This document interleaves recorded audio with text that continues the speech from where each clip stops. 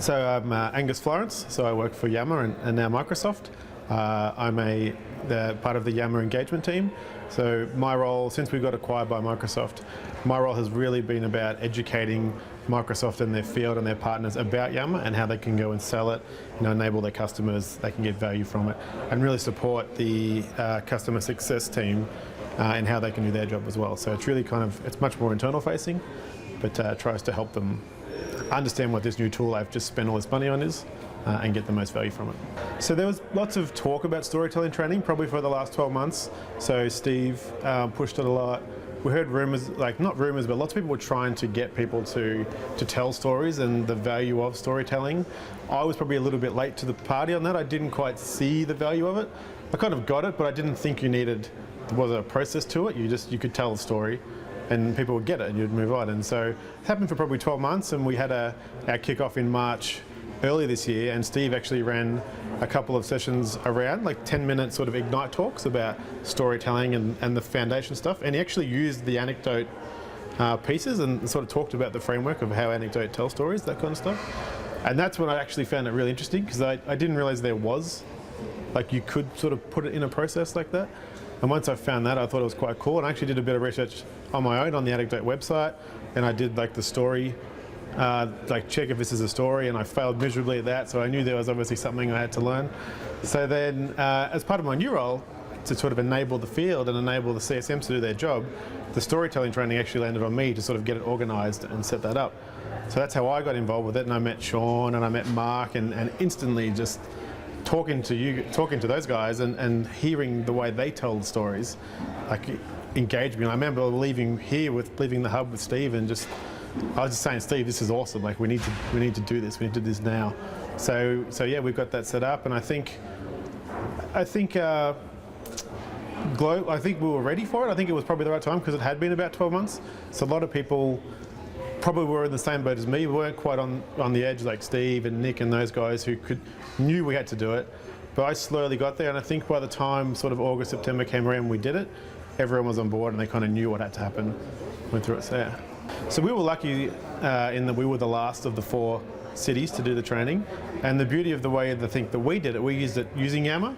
So even before it came here, we knew we could see what the other guys were learning. We could see they were already posting videos of their shitty first drafts, already posting their example stories.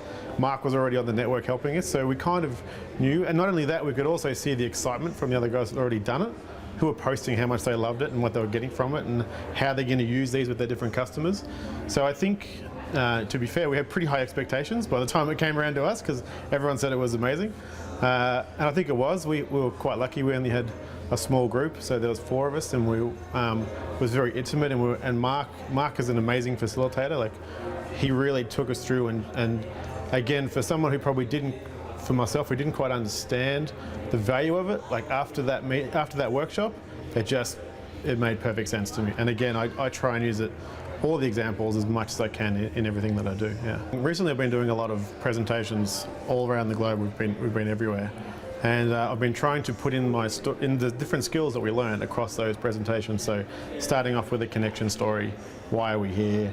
And that it builds amazing rapport that I've found since I've known how to do that. And you can work out who your crowd is. You get those. I'm trying to think of a better word for it. Rapport, probably just amazing rapport with the audience to start off with. There's a great example where we were doing a 2-day training workshop in Tokyo, which is traditionally quite a tough crowd. The Japanese guys don't give you much.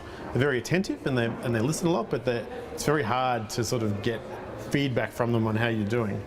And we told a story about Red Robin, which is a customer of ours, and how they use Yammer and they got the value. And the gist of the story that we tell them is, it's the burger problem.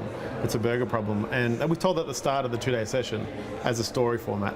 And throughout the rest of the 2 days, these guys, every time we talked about something in Yammer, that's the burger problem. That's the burger problem. They would refer back to this story that we told at the start. And it was such a simple way to get our point across. But before, I think I would have struggled to do that as easily as we did with this one thing. And now, every time I tell that story, customers, Microsoft internally, customers, oh, that's the burger problem you told us about. That's the burger problem. It's just perfect. So that generally works really well. So Red Robin is a big restaurant chain in the US, so family restaurant.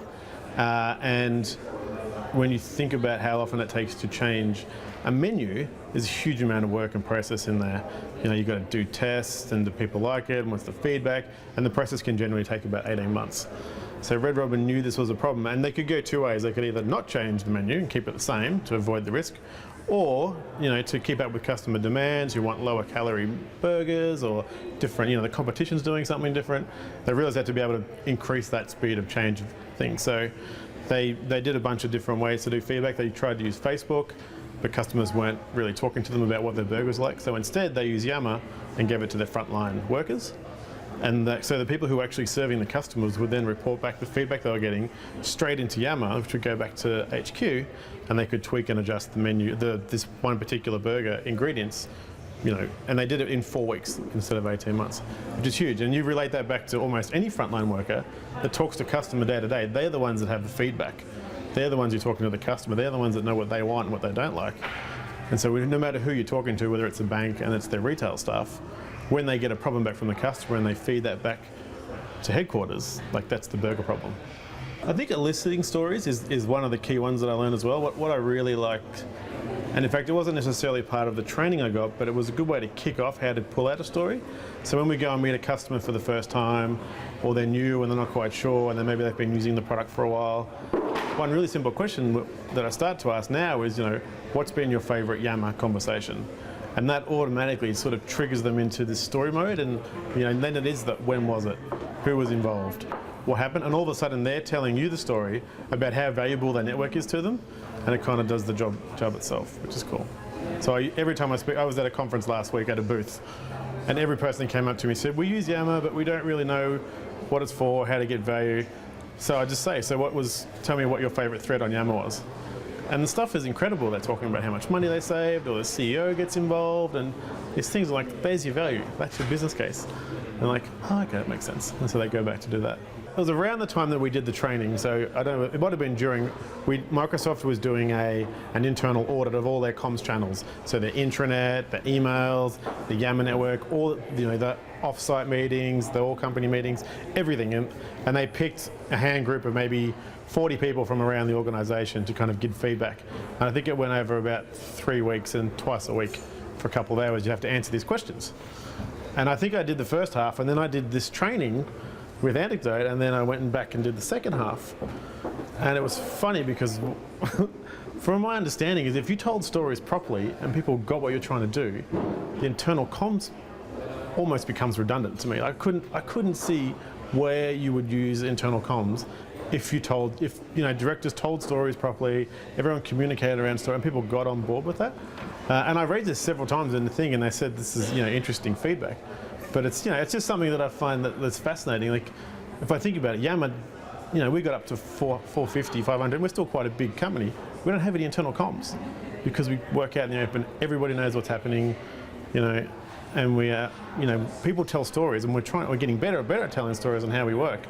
And I look at how big companies, and I think back to the ones I used to work at, how they have the internal comms to like structure these corporate messages that no one reads or cares and forget about. But if you revert that and you just have Pip tell a story, that's what you remember, you know, and you relate what they're trying to do to a story. I thought that was really fascinating. But I didn't win many votes with that one.